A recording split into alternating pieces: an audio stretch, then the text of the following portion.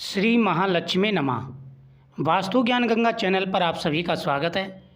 धनतेरस और दीपावली की आप सभी को हार्दिक शुभकामना। माता लक्ष्मी आपके घर में खुशियां बखेरें, आपके घर में सुख और समृद्धि आए। माता लक्ष्मी का स्थिर रूप से आपके घर में वास हो। आज मैं आपको धनतेरस और दीपावली के कुछ उपाय बताने वाला हूँ। कुछ उपाय क्या, कुछ नियम हैं। उपाय के साथ साथ नियम के बारे में जानकारी दूंगा। अगर ये सामान आपके घर में पड़ा है तो दीपावली से पहले घर से बाहर निकाल दीजिए। धनतेरस और दीपावली से पहले ये चीज़ें घर से बाहर होनी चाहिए, नहीं तो आपको पूजा का फल प्राप्त नहीं होगा। सबसे पहले आप जान लीजिए कि माता लक्ष्मी का वास कहाँ पर होता है। देखो, माता लक्ष्मी दो बहनें हैं। एक है अलक्ष्मी जो माता लक्ष्मी से बड़ी हैं और दूसरी है माता लक्ष्मी। अब घर में वास्तुशास्त्र के हिसाब से जिन घरों में कुछ चीज़ें होती हैं वहाँ पर दरिद्रता का वास होता है, यानी अलक्ष्मी का वास होता है, और जहाँ पर नियमों का पालन किया जाए वहाँ पर भगवान गणेश और माता लक्ष्मी जी का वास होता है। क्योंकि दीपावली और धनतेरस माता लक्ष्मी के पर्व हैं, सुख समृद्धि के पर्व हैं, तो आपको उन बातों का ध्यान रखना चाहिए जिन बातों से माता लक्ष्मी प्रसन्न हो। ध्यान देना है। सबसे पहला आपको घर के अंदर नज़र करना है कि आपके घर के अंदर कबाड़ का कोई भी सामान ना पड़ा हो।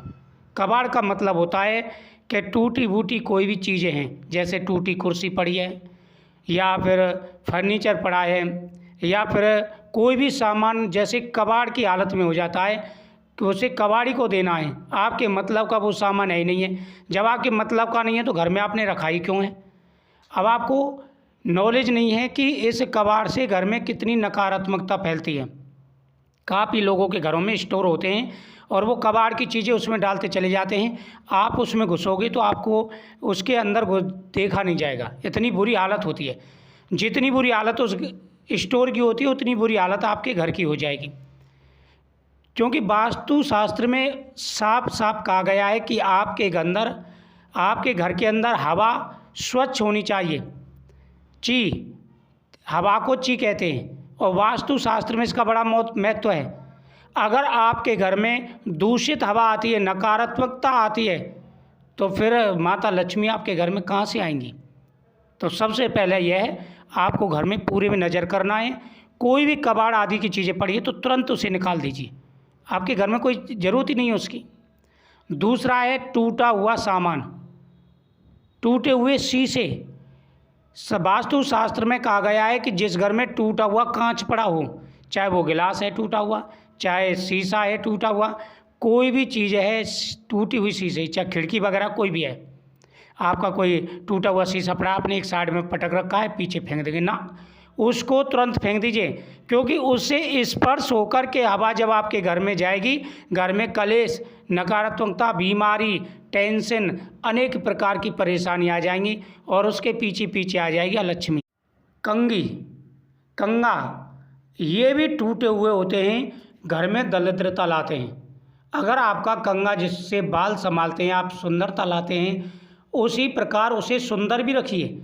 उसमें बालें पड़े रहते हैं या फिर वो टूटा, बहुत से कंगे होते हैं उसमें बाल घुसे रहते हैं, बाल काढ़ा उसे बाल समेत ही उसमें डाल देते हैं। ऐसा आपको गलतियां नहीं करनी है, नहीं तो घर में बहुत बुरी स्थिति हो जाएगी। कंगों को संभाल करके रखें, सुंदर रखें। अगर वह टूट जाए तो उसे तुरंत फेंक दीजिए।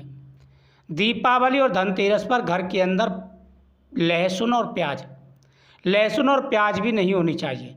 आगे पीछे आप प्रयोग करिए, लेकिन दीपावली और धनतेरस के दिन घर में लहसुन प्याज का प्रयोग ना करें।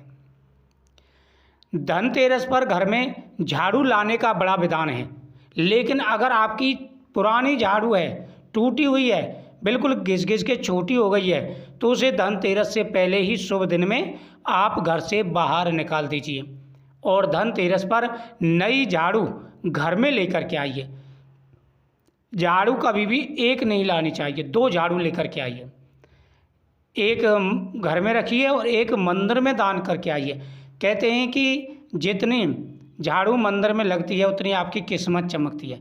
लोहे का कबाड़, लोहे की कोई भी चीज़ें हैं, आप पीछे उसे गुट एकत्र करते जा रहे हैं, इकट्ठा करते जा रहे हैं। आप चाह रहे हैं कि भाई अभी तो थोड़े 100-150 की बिकेगी, जब 2-4 हज़ार की होगी जब हम इकट्ठा बेचेंगे। ऐसा आपको नहीं करना है। जो भी कबाड़ का सामान है, चाहे वो फर्नीचर है या टूटी हुई कुर्सी है या टूटा हुआ कोई भी सामान है, लोहे का सामान है, तुरंत उसे घर से बाहर निकाल दीजिए।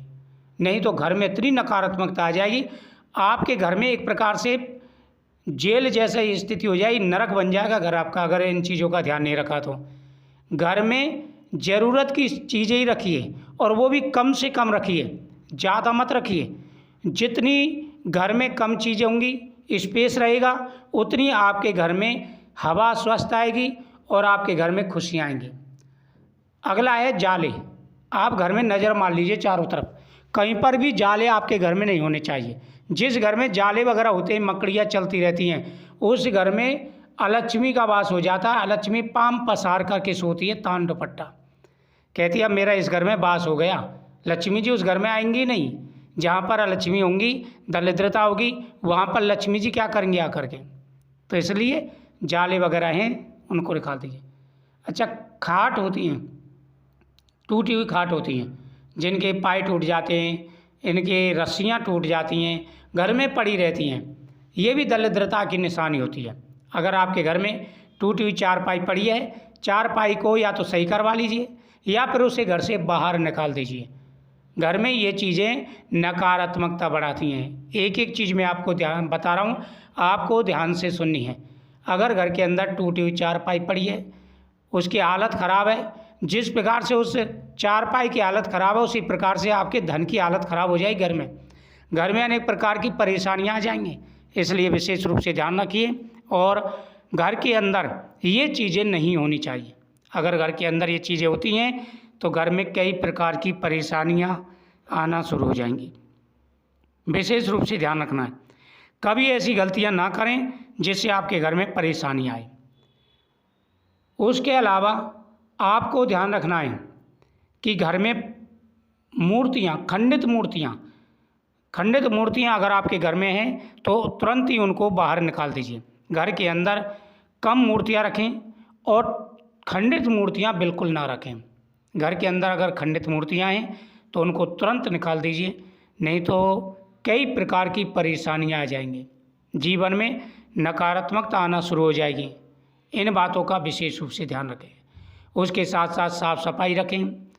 आप अन्नदान करें गरीबों के लिए और ज़रूरतमंदों के लिए दान करें, आपकी प्रत्येक मनोकामना पूरी होगी। वीडियो को शेयर करें, चैनल को सब्सक्राइब करें, कमेंट में श्री महालक्ष्मी नमः जरूर लिखें। आपकी हर मनोकामना माता लक्ष्मी पूरी करेंगी।